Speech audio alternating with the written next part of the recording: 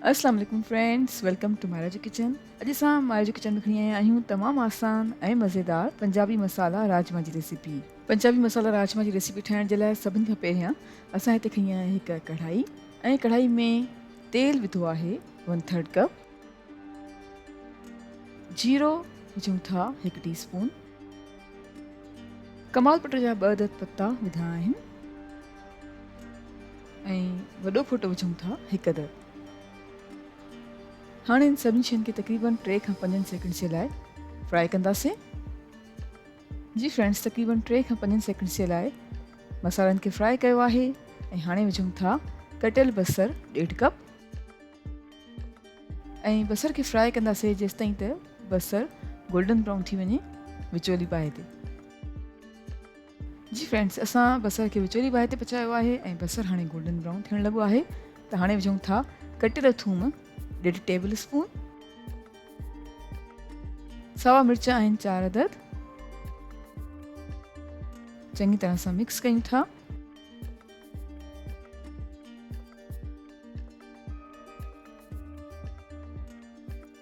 ऐं हाणे विझूं था टमेटो प्यूरी 2 कप्स। तक़रीबन 4 खां 5 अदद टमाटा खणी असां ब्लेंड करे छॾिया हुया ऐं पचाईंदासीं तक़रीबन 2 खां 3 मिनट जे लाइ विचोली बाहि ते। जी फ्रेंड्स, टमाटनि ऐं सभिनी मसालनि खे असां 2 खां 3 मिनट जे लाइ विचोली बाहि ते पचायो आहे। हाणे विझूं था कश्मीरी ॻाढ़नि मिर्चनि जो पाउडर 1 टीस्पून। ॻाढ़नि मिर्चनि जो पाउडर विझूं था 1 टीस्पून। लूणु विझूं था 1 टीस्पून। तव्हां चाहियो त पंहिंजी पसंदि जे मुताबिक़ घटि या वधि करे सघो था। हेड विझूं था अधु टीस्पून। सुकनि धाणनि जो पाउडर विझूं था अधु टेबल स्पून ऐं पचाईंदासीं तक़रीबन 5 मिनट जे लाइ विचोली बाहि ते।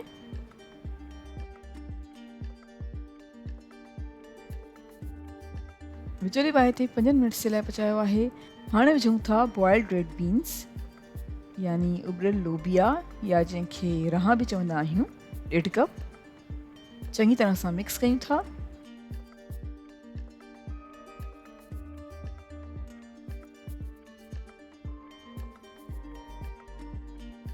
ऐं हाणे विझूं था उहो पाणी जंहिंमें असां लोबिया खे उॿारियो हुयो तक़रीबन 2 कप्स।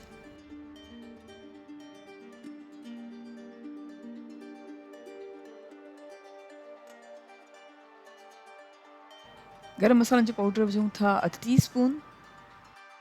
जीरे जो पाउडर विधो आहे 1 टीस्पून। कटियल सावा धाणा विझूं था 2 टेबल स्पून जे बराबरि ऐं हाणे सभिनी शयुनि खे मिक्स करे तक़रीबन 10 मिनट जे लाइ हल्की बाहि ते पचायूं था। जी फ्रेंड्स, असां 10 मिनट जे लाइ हल्की बाहि ते लोबिया खे पचायो आहे ऐं असांजो मज़ेदार पंजाबी मसाला राजमा बिल्कुलु तयारु थी चुको आहे। असां कयूं था राजमा खे डिश आउट।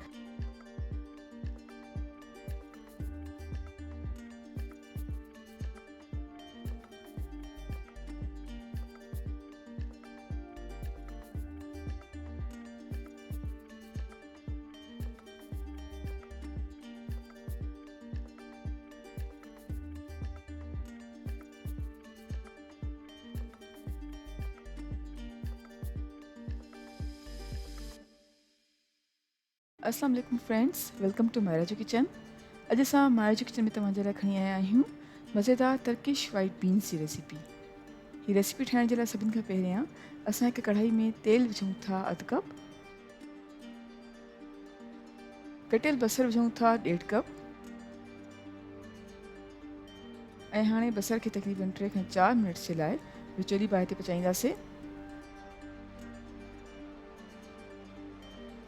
3 खां 4 मिनट ताईं बसर खे विचोली बाहि ते पचायो आहे त हाणे विझूं था मुर्गीअ जो बग़ैर हॾी वारो गोश्त 250 ग्राम्स। थूम ऐं अदरक जो पेस्ट विझूं था 1 टेबल स्पून ऐं हाणे तक़रीबन 5 खां 6 मिनट ताईं मीडियम फ्लेम ते पचाईंदासीं।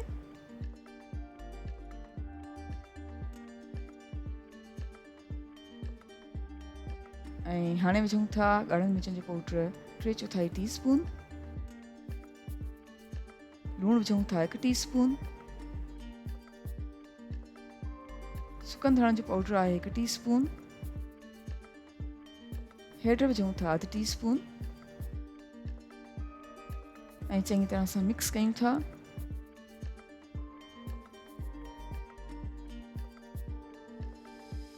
चङी तरह सां मिक्स करण खां पोइ असां विझूं था टमेटो प्यूरी 2 कप्स,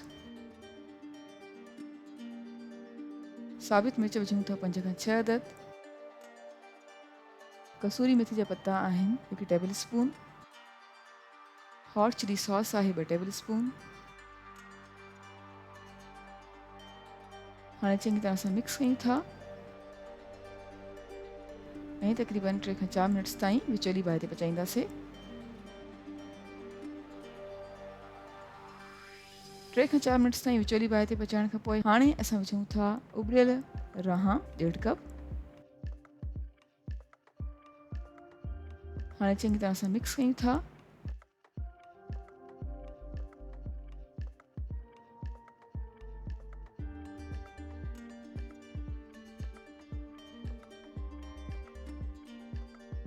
ऐं हाणे असां विझूं था वाइट बीन स्टॉक यानी उहो पाणी जंहिंमें असां रहनि खे उॿारियो हुयो 1 कप।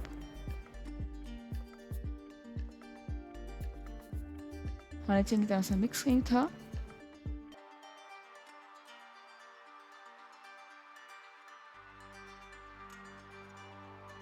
गरम मसाले जो पाउडर विझूं था 1 टीस्पून,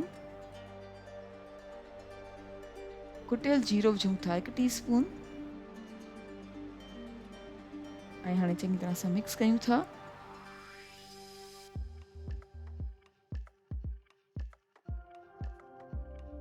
चङी तरह सां मिक्स करण खां पोइ असां ढक ॾेई करे तक़रीबन 5 मिनट्स जे लाइ हल्की बाहि ते पचाईंदासीं।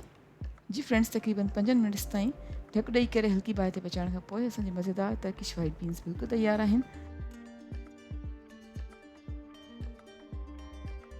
असां कयूं था डिश आउट ऐं उमेद कयूं था तव्हांखे असांजी अॼु रेसिपी ज़रूरु पसंदि आई हूंदी। Thank you so much for watching. असांजी वीडियो खे लाइक कजो ऐं असांजे चैनल खे सब्सक्राइब ज़रूरु कयो। तव्हां सां इंशाल्लाह मुलाक़ात थींदी हिकु ॿी वीडियो में। तेसिताईं अल्लाह हाफ़िज़।